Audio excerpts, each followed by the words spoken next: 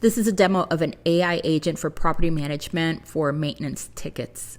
So here the resident can open a ticket and it's going to interact only with the agent, and the agent will interact with a vendor. The only two humans in here are the resident and the vendor. So the resident sends the ticket over, the ticket appears, the agent extracts information and will identify a vendor that they could send it to. So it's determined a vendor is needed. Then it will send a message to the customer confirming they received the request, and it will send a message to the vendor, and it will have the resident's name, it will have the resident's address.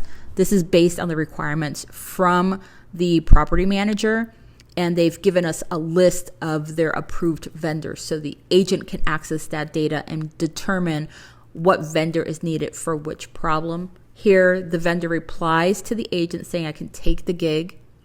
And then the agent will continue to act as the middleman until the job is completed. It will ask the agent to submit pictures of the completed work, and it will ask the resident to do the same thing to confirm before it closes the ticket.